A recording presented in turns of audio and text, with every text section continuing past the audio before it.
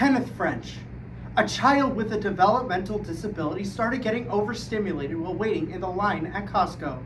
As a result, he started panicking and struck off-duty officer Salvador Sanchez, who took it upon himself to draw his gun and end Kenneth's life.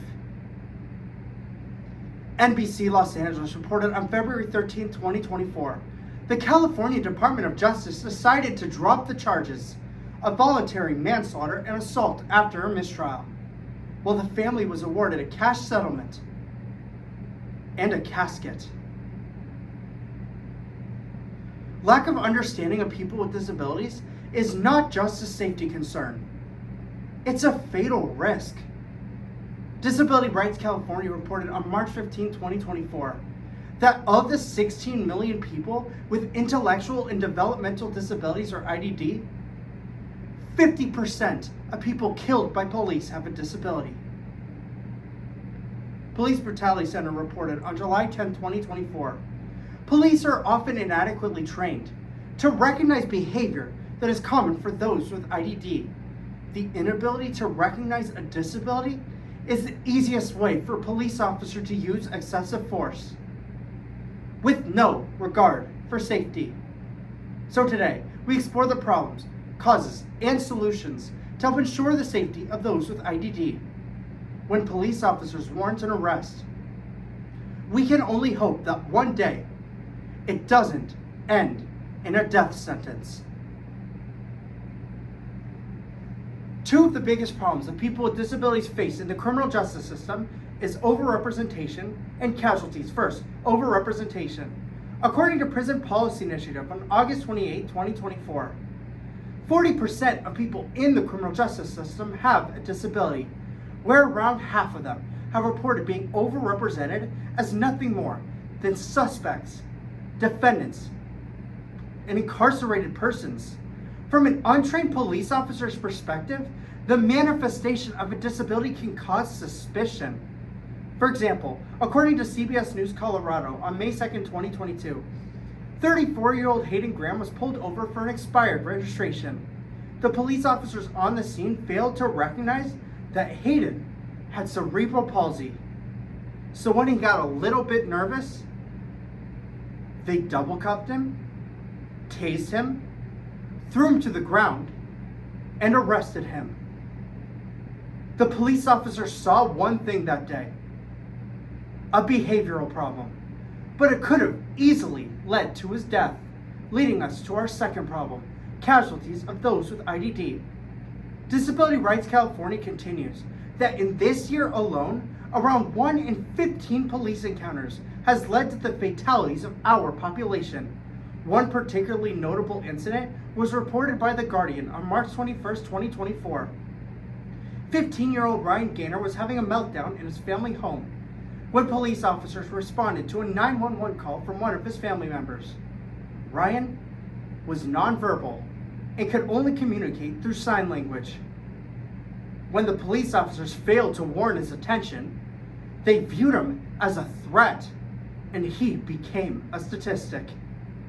Hadia Kennedy, a former LAPD officer, told reporters, "The police officers on the scene should have easily calmed this situation. But instead, they destroyed this family forever."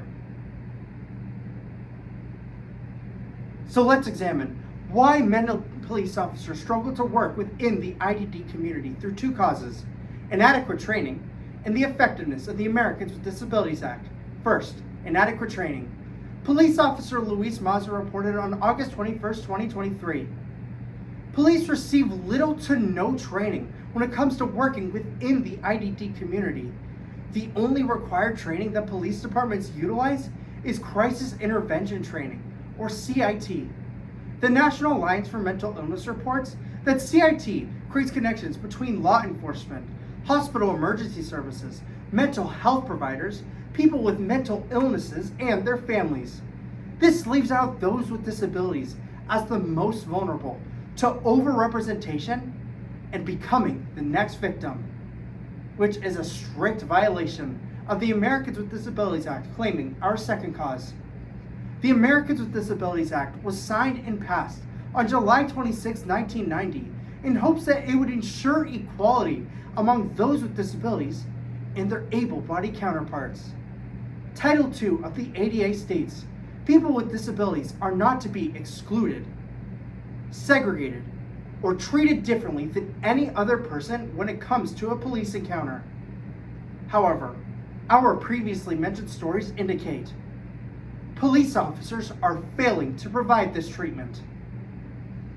According to In These Times on July 26, 2024, the ADA fails to address the dire needs for systemic changes in the way we are treated by cops, courts, jails, and prisons, putting the rest of our population in jeopardy.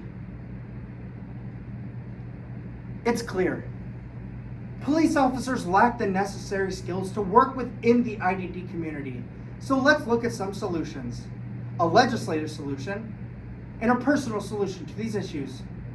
The ARC, the oldest and largest IDD community-based nonprofit in the United States, collaborated with the U.S. Department of Justice to create Just Policing, Disability Inclusion Training on May 20, 2024, which is led by ARC staff, police trainers, and self-advocates who provide comprehensive knowledge and increasing awareness to biases, effective communication skills, and recognizing IDD behavior. The U.S. Department of Justice also states that this training not only prioritizes the IDD community, but all other marginalized groups.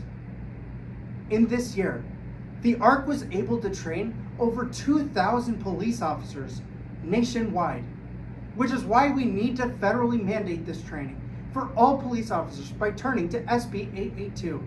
This bill has created the Advisory Council, which requires instruction and basic training when engaging with the IDD community.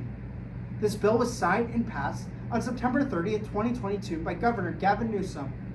However, this bill does not specify what training the police departments are required to use. So, at the end of the round, please scan this QR code, which will give you access to my letter advocating for the ARC's incorporation into the Commissions on Peace Officers Standards and Training. You can sign it, send it to your local commissions, and advocate for this training's incorporation. But in the meantime, I ask that we all advocate for all police departments to become autism certified by the International Board for Continuing Education Services, according to Pepperdine University in May of 2024.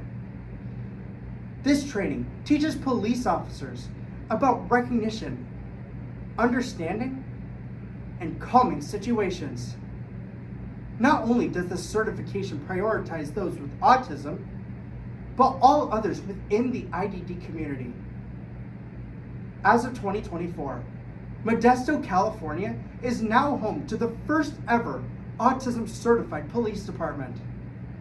Modesto has created a change, and we can do the same by telling police officers that there are better ways to avert a crisis.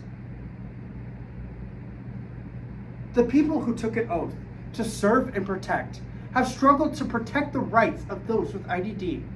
Today, we explored the problems, causes, and solutions to help ensure the safety of those with IDD. Because the failure to recognize a disability is the easiest way for a police officer to use excessive force, without considering the fact that every person could be the next victim.